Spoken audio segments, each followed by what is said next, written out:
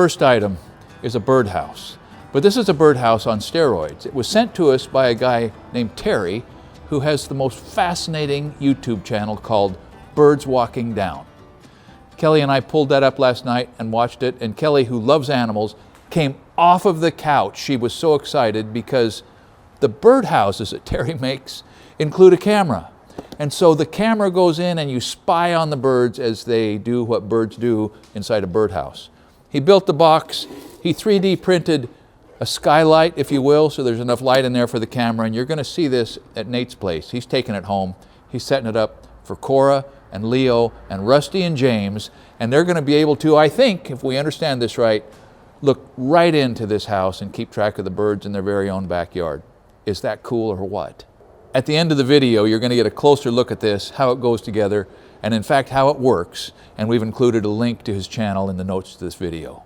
So the next item is this beautiful Occidental leather belt, and it is beautiful, and here's the kicker. It came from Luke, and he was sure to point out, as he should have, that just like he and I, this is made in the USA.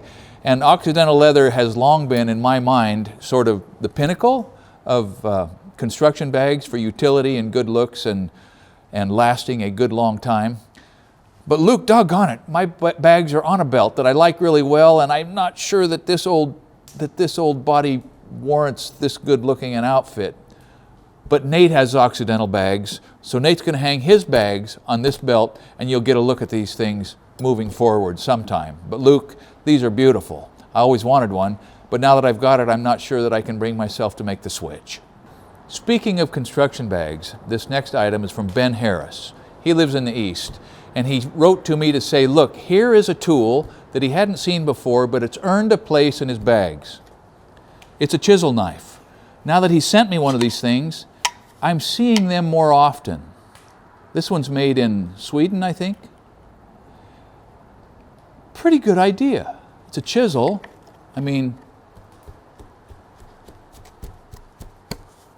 it's a scraper, it's a knife, it's a pry bar, and he says that he uses it much more than he thought he would. In fact, right behind Leatherman, it's a go-to tool for him. Now, he didn't say a word about it, but included in the kit that he sent, apparently he's a flint knapper. So Ben, is that the beginning? Is that a Clovis point? Is that what that is? I have no idea how you guys can control the break on obsidian that accurately.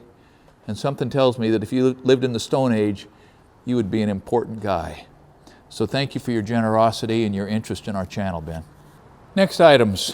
Paul in Walnut Creek has sent us another really cool and creative vase made out of beakers.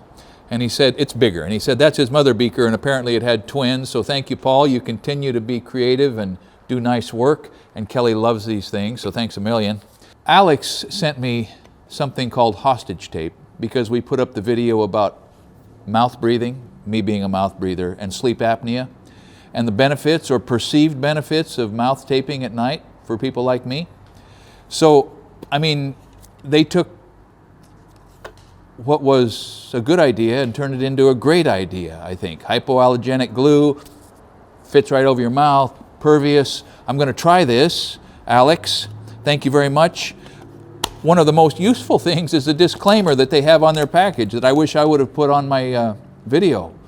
A list of things that would disqualify you from taping your mouth at night.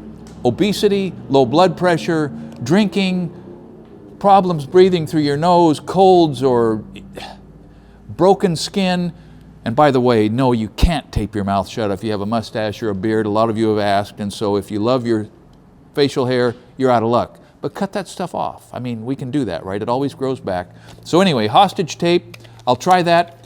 It's got to be pretty great to be better than what I'm using, but we'll give it a shot. And then here's an interesting thing. Andrew has developed, along with someone else, a new type of glue for boots and shoes. I'm going to try this next time I have a heel come off a boot or something too soon. It's hard to find a glue that is sticky enough to get a grip that you don't have to clamp for hours, and this apparently doesn't need to be clamped, I don't know. And I just hope this is strong enough to stand up to the abuse of walking, because there's a lot of wear and tear on the things we put on our feet. So Jake Szkwarek sent me just this awesome package from Australia, from down under, right?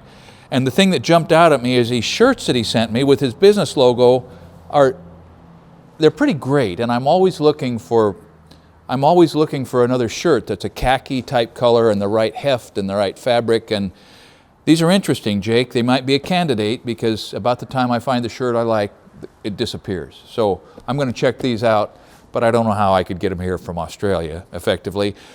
Two other cool things in his package. The irony of a beautiful Stanley Fat Max metric tape with a U.S. flag on it. He points out the irony, and I have to agree. It is ironic. But these coasters are from Australian wood species that he uses a lot. Silvertop ash and merbau, M-E-R-B-A-U.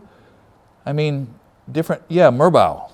Some sort of what we would term exotics, or at least maybe tropical or semi-tropical hardwood. Jake, I hope that you do actually make the trip to Roseburg. It'll be great to meet you and your family, and thanks, mate. We got from Daryl a lifetime supply of seeds. We're going to plant some of these things. Kelly's got that little greenhouse. We're going to put these to work. I think there's enough vegetable seeds here to completely sort of put the whole property into production if we wanted to. Thanks a million. And these could compensate at least partially for two areas of my life where I am so ignorant, and that is electrical and plumbing. This young man, Trent Lyon, sent me these really well laid out the big questions answered in prose and drawings, giving somebody like me a chance of being able to do something right with wire and pipe. So since Ben is wiring his own building, I'm going to get this over to him right away because I think it'll help him. And I don't think Phil needs these, but I do, because every once in a while I need to do some of this on my own. So Trent, thank you very much. I feel smarter already. So I've got 4 more to mention, and each one of these is just so energizing in different ways. Hank sent me this really interesting recitation of coming out of a career in the military, or at least 8 years, I think, and the good that it's been for him to start building things, decks and different things. Hank, I appreciate the support that was enclosed in here and the kind words. It means a lot, probably more than you know. I received a letter from David Icke, a powerful testimony of what has motivated him and his faith journey, which is not my faith journey, but David, it means a lot to me that you would go out of your way to reach out in this way.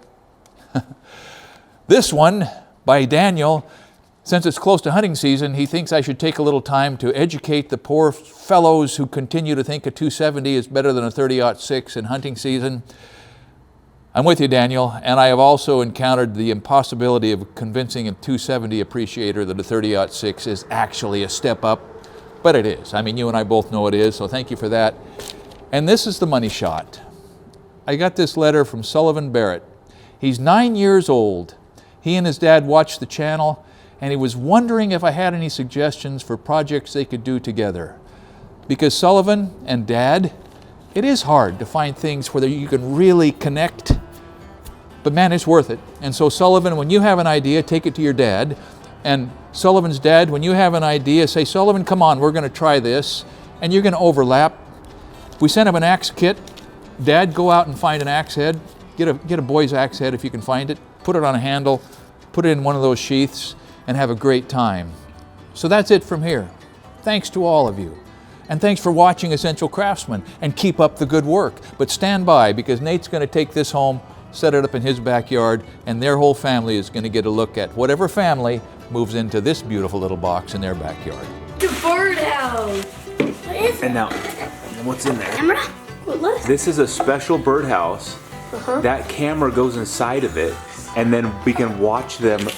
Watch the babies grow up and get bigger.